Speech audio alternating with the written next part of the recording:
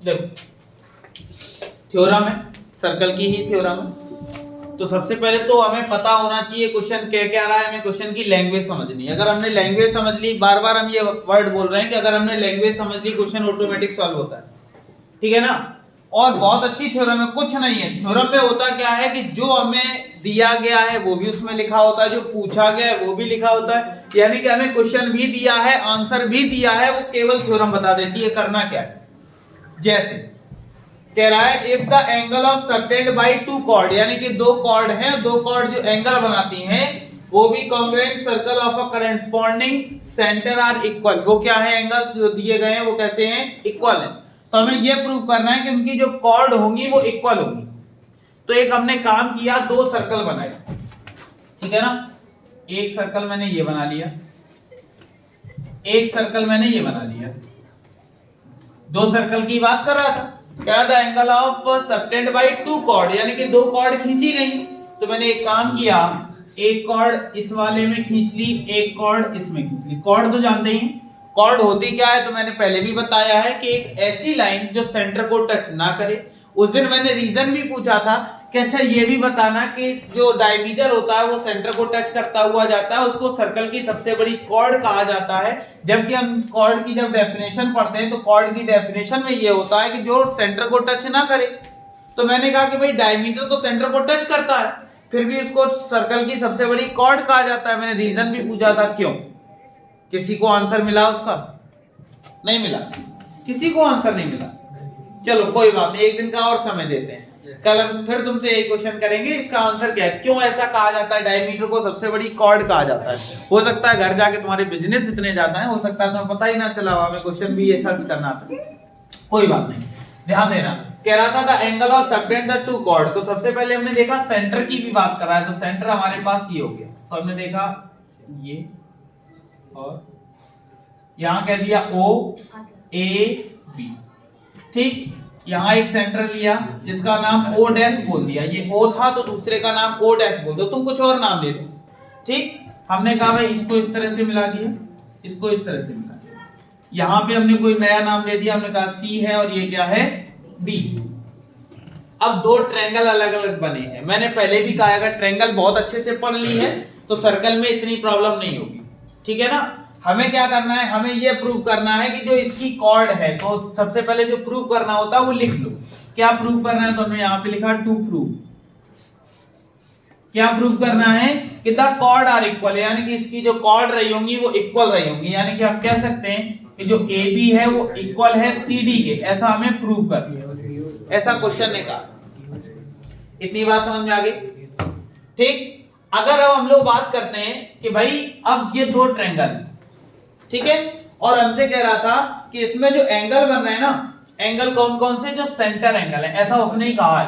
कह रहा है the angle of subtend of two chord of congruent circle of corresponding centre are equal, यानी कि जो एंगल बन रहे हैं सेंटर पे, सेंटर पे एंगल कौन सा बन रहा है, ओ और ओ डैश, ये तो बन रहा है, ये दोनों आपस में इक्वल है, ऐसा क्वेश्चन ने कहा है, मैंने नहीं कहा। ऐसा किसने कहा, क्वेश्चन। तो भाई जब एंगल इक्वल है तो मैंने यहां पे लिखा, क्या लिखा कि ये वाला और ये वाला एंगल इक्वल है। दूसरी चीज, O से A इसका नाम कुछ होता है, क्या होता है, रेडियस, और O से लेकर B ये भी क्या होगी, रेडियस। O डैश से लेकर C और O डैश से लेकर D दोनों आपस में क्या है, रेडियस। और हमें पता है सर्कल में 75 तुम रेडियस खींच दो, सभी रेडियस आपस में क्या होती हैं, इक्वल होती है ना। तो मैंने सबसे पहले कहा जितनी O से लेकर A है वो इक्वल होगी कहां से कहां तक, O डैश से लेकर C। क्यों, क्योंकि ये रेडियस है। बात समझ में आई कि नहीं है, रेडियस सर्कल की क्या होती है, इक्वल। फिर मैंने क्या कहा, भाई ये वाला एंगल, ये वाला एंगल, ये तो गिवन है, तो इसका नाम लिख दो, एंगल AOB इक्वल हो जाएगा एंगल किसके, CO डैश D के। क्लियर, ये क्या है, ये गिवन, क्लियर। अब क्या हुआ, अब यहां पे हमने क्या लिखा, एंगल फिर हमने देखा ये वाली साइड भी अगर देखी जाए कौन सी, OB, वो इक्वल होगी किसके, O डैश। तो ये क्या, क्यों इक्वल होगी, क्योंकि ये क्या है, रेडियस है। तो अब हमने देखा कि ऐसा हो गया, रेडियस है तो साइड है ना ये, तो हमने देखा ये तो हमारी साइड थी। ये देखा हमारे पास क्या है, एंगल है, तो ये हमारे पास क्या था, एंगल। ये हमने देखा ये क्या है, साइड। तो हमने देखा साइड दिख रही, एंगल दिख रही, साइड दिख रही, ऐसा हमने ट्रायंगल में पढ़ा था। तो जब कभी भी ऐसे कुछ प्रूविंग होती थी तो हम कहते थे दोनों एक दूसरे के क्या होंगे, कॉन्ग्रुएंट होंगे। तो हमने तुरंत लिखा, क्या लिखा, ट्रायंगल AOB जो होगा वो कॉन्ग्रुएंस होगा, तो कॉन्ग्रुएंस का साइन बना दिया। क्यों होगा, CO'D के, तो हमने यहां पे लिख दिया ट्रायंगल CO'D। हुआ किसके अकॉर्डिंग, तो यहां पे हमने लिख दिया S के अकॉर्डिंग। फिर उसके बाद जब दोनों कॉन्ग्रुएंस प्रूव हो जाते थे, फिर तो जो वो कह रहा है वो ऑटोमेटिक लिख देते थे। क्या लिखते थे, हम लोग लिखते थे AB जो होगा वो इक्वल होगा किसके, CD के। क्यों होगा, अकॉर्डिंग टू CPCT का मतलब हम लोग जानते ही थे, क्या कहते थे, तो हम कहते थे congruence part of, sorry, corresponding part of congruence triangle, यानी कि ये जो पार्ट है वो किसका है, कॉन्ग्रुएंस ट्रायंगलों का पार्ट है। तो इसलिए लास्ट में क्या लिख देते थे, CPCT। बात समझ में आई कि नहीं आई? अब फिर से एक बार ध्यान देना, क्वेश्चन क्या रहा था, हमें करना क्या था। तो क्वेश्चन में जनरली हमसे ये बोल रहा था कि हमारे पास क्या है, दो सर्कल हैं, दो सर्कल पर जो एंगल बनता है करेस्पॉन्डिंग एंगल, ये दोनों आपस में क्या है, इक्वल हैं। और हमसे कह रहा था हमें क्या प्रूव करना है, हमसे कह रहा था जो AB होगी वो CD के क्या रही होगी, इक्वल रही होगी। तो इससे ये भी याद रखना कि कभी भी थ्योरम में दो सर्कल अलग अलग दे दिए जाए या फिर सेंटर एंगल अगर सेम हो तो क्या होगा, उसमें खींची जाने वाली कॉर्ड की जो लेंथ होगी वो भी ऑलवेज क्या रही होगी, इक्वल। ये थ्योरम हमें आगे काम आएगी, ठीक है ना। तो हमने पहले ही कहा दोनों के सेंटर एंगल क्या थे, इक्वल थे। क्लियर? जब सेंटर एंगल दोनों के इक्वल थे तो हमने सबसे पहले एंगल इक्वल थे वो दिया गया था, वो भी लिख दिया। हमने देखा O से लेकर A क्या है, एक रेडियस है। इधर O से लेकर O' से लेकर C क्या है, एक रेडियस है। फिर हमने देखा OB जो है वो इक्वल होगी किसके, O'D के। तो हमने देखा ये SAS की प्रॉपर्टी लग रही थी, तो हमने कहा ये वाला ट्रायंगल आपस में क्या हो गया, कॉन्ग्रुएंस हो गया। और जब कोई चीज कॉन्ग्रुएंस हो जाती है तो हम लिखते हैं किसके कारण कॉन्ग्रुएंस है, तो वो लिखना जरूरी होता है, तो वो भी हमने लिखा। फिर जब कॉन्ग्रुएंस प्रूव हो जाता है तो जो क्वेश्चन हमसे कह रहा होता है कि भाई ये चीज प्रूव करनी है, वो लिख देते हैं।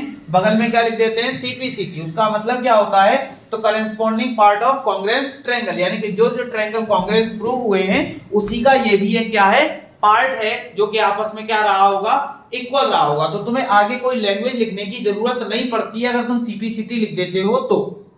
क्लियर? बात समझ में आई कि नहीं आई? अब तुम्हें क्वेश्चन किस तरह से मिल सकता है, तो ध्यान देना। क्वेश्चन में तुम्हें इस तरह मिल सकता है, एक ही ट्रायंगल होगा, सॉरी एक ही सर्कल होगा। सर्कल में क्या होगा, एक इस तरफ कॉर्ड खींची जाएगी, एक इस तरफ कॉर्ड खींची जाएगी। कहा जाएगा भाई ये ऐसे और ये इस तरह से खींच दिया जाएगा, ठीक। ये हमारा सेंटर O रहा होगा, इसका नाम A B रहा होगा, ये C हो गया, ये D हो गया। ये मात्र 6 सेंटीमीटर जैसे दे दिया गया। सपोज ये वाला एंगल हमें दे दिया गया 60 डिग्री है, तो पूछा जाएगा दूसरी कॉर्ड कितनी होगी, तो तुम तुरंत क्या करोगे, ये 60 है तो ये इसका वर्टिकली अपोजिट है, ये भी 60 हो गया। हुआ कि नहीं हुआ?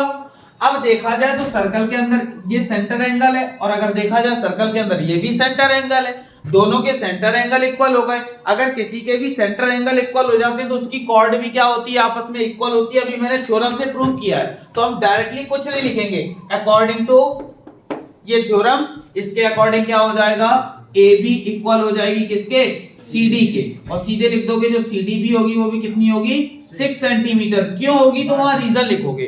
क्या लिखोगे, if the centre angle of a circle, ठीक है ना, किसी भी सर्कल के सेंटर एंगल किसी भी ट्रायंगल में क्या होते हैं, इक्वल होते हैं, then the chord are equal. तो उसकी जो कॉर्ड होगी वो भी क्या हो जाएगी, इक्वल हो जाएगी। बात समझ में आई कि नहीं है? तो तुम्हें ये सब नहीं करना पड़ेगा, तुम्हें क्या है, केवल इस थ्योरम को यहां डिफाइन करना पड़ेगा कि हमने यहां ये थ्योरम लगाई, उसके अकॉर्डिंग मैंने ये इक्वल किया है। नहीं, ये बात समझ में आ गई ना? नोट कर लो। सेम उसी का जस्ट अपोजिट है। जस्ट अपोजिट कैसे, equal cord of congruent circle.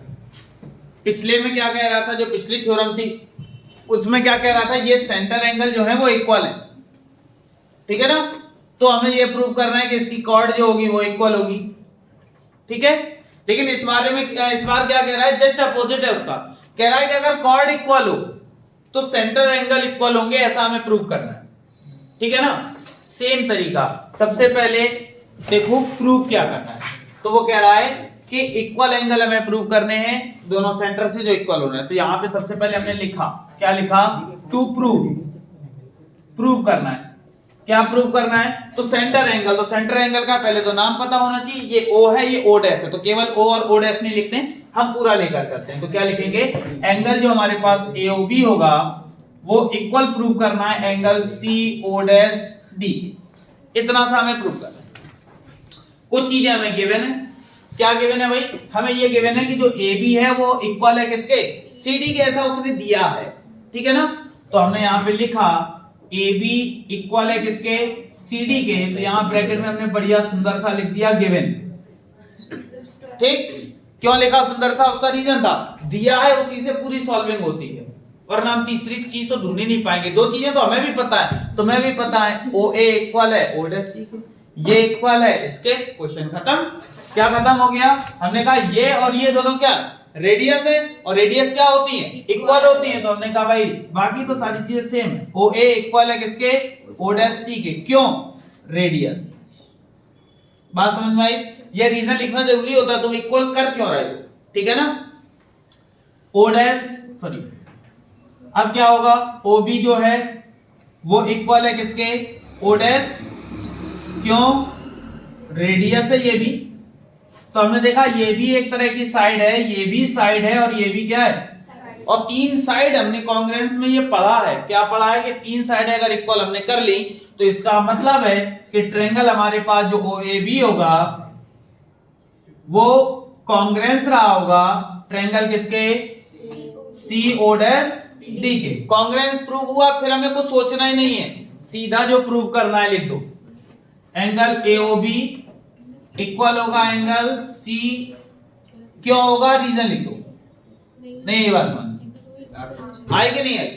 ये प्रूफ किससे हुआ है, तो यहां पे लिख दोगे भैया ट्रिपल एस से प्रूव हुआ है। बात समझ में आई कि नहीं आई। कुछ करना था क्या, कुछ नहीं करना होता है, ना हमें इसमें कुछ करना होता है, ना हमें कांग्रेंसी में कुछ करना होता है। कांग्रेंसी बहुत अच्छे से पढ़ी है तुम लोगों ने, तो कांग्रेंसी में कुछ नहीं करना होता, केवल इतना सा काम होता है। क्या काम होता है, सबसे पहले हमने क्या किया भाई, दो सर्कल बना लिए, बढ़िया से बने। क्यों, क्योंकि वो कह ही रहा था कॉन्ग्रेंट सर्कल है। कॉन्ग्रेंट का मतलब है देखने में एक ही जैसे, मतलब देखने में क्या, वैसे भी एक ही जैसे हैं। ठीक है ना। जब एक ही जैसे हैं तो उसमें सारी चीजें एक ही जैसी बनाई, हमने एक ही बनाई, लेकिन सबकी साइडों को नाम अलग दे दिया, सेंटर का नाम अलग कर दिया। करने के बाद सबसे पहले जो पूछा गया था उसको बढ़िया सुंदर सा अलग लिख दो। क्यों, क्योंकि ये तो बाद में हमें केवल, इसका कोई यूज ही नहीं है। देखो लास्ट में एक लाइन में लिखा है बस, कोई यूज था, जो दिया गया वो भी हमने लिख दिया। बाकी चीजें तुम्हें खुद पता है, रेडियस को पता ही कर लेते। रेडियस पता किया, देखा भैया तीन साइड हो गई, कांग्रेंस प्रूव हो गया, खत्म हो गया क्वेश्चन। कुछ था क्या पढ़ने लायक, सर्कल में कुछ लगा टफ है ही नहीं, टफ लगेगा क्या। ठीक है ना। जब सर्कल में कुछ टफ होगा तब तो लगेगा। हम लोग क्या करते हैं, केवल एक माइंड में सेट कर लेते हैं, टफ है तो भाई वो टफ है, और वरना बहुत आसान है, उससे आसान कोई चीज नहीं हो सकती। नेक्स्ट थ्योरम देखते हैं इसके बाद। ठीक है ना, नोट करो। देखो भाई क्वेश्चन में क्या दिया गया है, सबसे पहले तो हमें यहाँ क्या करना है, पढ़ना है क्वेश्चन की लैंग्वेज क्या है, क्या दिया गया है। मेन होता है इसमें हम पहचान नहीं पाते, क्यों, क्योंकि केवल लैंग्वेज होती है। ठीक, लैंग्वेज में कह रहा है कॉर्ड ऑफ कॉन्ग्रेंट सर्कल, यानी कॉन्ग्रेंट सर्कल है, वो पहले से ही बोल रहा है। तो हमने क्या किया, सबसे पहले कॉन्ग्रेंट सर्कल बना लिए। तो दो सर्कल बनाओ, एक सर्कल ये बन गया हमारे पास, एक सर्कल ये बन गया, दो सर्कल। फिर क्या कह रहा है, which are equidistance from the corresponding centre are equal, यानी कि कॉर्ड ऑफ अ कॉन्ग्रेंट, यानी कि कॉर्ड की भी बात कर रहा है। सबसे पहले उसने कहा कॉर्ड ऑफ कॉन्ग्रेंट सर्कल, यानी कि दो सर्कल वो भी कॉन्ग्रेंट, और उनकी जो कॉर्ड होगी। तो हमने क्या किया, इन दोनों में क्या खींच लिया, कॉर्ड खींच ली। अब खींचने के बाद क्या कह रहा है, equi distance from the centre, centre से इक्वी डिस्टेंस यानी कि इक्वल डिस्टेंस पे हैं। तो सेंटर से इक्वल डिस्टेंस पे हैं, तो हमने कहा ये सेंटर होगा, इसका नाम दे दिया O। यहां भी सेंटर होगा, हमने कह दिया O डैश। कह रहा है इक्वल डिस्टेंस पे, यानी कि ये और ये जो डिस्टेंस है ना वो इक्वल है, ऐसा क्वेश्चन ने बोला है। तो इसका मतलब ये चीज गिवन है ना, क्या गिवन है, O से लेकर ये, तो इसका नाम दे दो M, और इसका नाम क्या दे दिया n। तो ये गिवन है, क्या गिवन है कि जो OM होगा वो इक्वल होगा किसके, O डैश n के। ऐसा क्वेश्चन में बोला गया, क्या बोला गया, पहले तो कहा गया कॉर्ड ऑफ कॉन्ग्रुएंट सर्कल, दो कॉन्ग्रुएंट सर्कल खींचो, उनमें कॉर्ड खींचो और जो कॉर्ड है वो equi distance from the centre, यानी कि सेंटर से इक्वल डिस्टेंस पे है, यानी कि जितनी डिस्टेंस ये होगी उतनी ये होगी, तो हमने दोनों को क्या कर दिया इक्वल, ऐसा गिवन लिख दिया। क्लियर। अब हमसे क्या कह रहा है, हमसे कह रहा है कि इक्वल, तो हमसे क्या कह रहा है कि कॉर्ड ऑफ, तो ये जो डिस्टेंस होगी, ठीक है ना, ये इक्वल डिस्टेंस पर होगी, ऐसा या तो कह सकते हो प्रूव करना है या गिवन है, बात एक ही होगी, ठीक है ना। क्या कह रहा था, chord of corresponding circle which are equidistance from the corresponding centre are equal, ठीक। तो या तो इस तरह से लिख लो या कह दो इसको प्रूव करना है, तो हमने यहां पे ऐसा भी लिख सकते हैं टू प्रूव, ठीक, हमें प्रूव करना। अब क्या करेंगे, अब ध्यान देंगे, अब हमने एक काम किया, यहां एक कंस्ट्रक्ट किया, इसको इस तरह से मिला दिया, एक कॉर्ड का नाम A और B, इसको भी हमने इस तरह से मिला दिया, एक का नाम C हो गया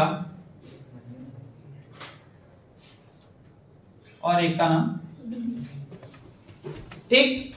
तो हमें कुछ चीजें तो पता है, क्या पता है भाई, O से लेकर A क्या है, O डैश से लेकर C क्या है, लिख दो भाई, OA इक्वल है O डैश C के, क्यों, रेडियस ऑफ कॉन्ग्रुएंट सर्कल, क्योंकि कॉन्ग्रुएंट सर्कल की क्या रेडियस। फिर हमने कहा कि भाई ये कॉर्ड है, कॉर्ड पर ये कोई एंगल डाला गया, तो ये कितना है, ये भी कितना है, इसका नाम भी तो लिखोगे, एंगल कौन सा, OMA जो होगा वो इक्वल होगा एंगल किसके, O डैश NA के, NC के, इक्वल में कितना 90 डिग्री। क्यों 90 है, क्योंकि यहां से यहां तक ये परपेंडिकुलर, तो यहां लिख दोगे कि AB पर परपेंडिकुलर है कौन, OM पर परपेंडिकुलर है कौन, ठीक, सॉरी AB पर परपेंडिकुलर कौन है, OM।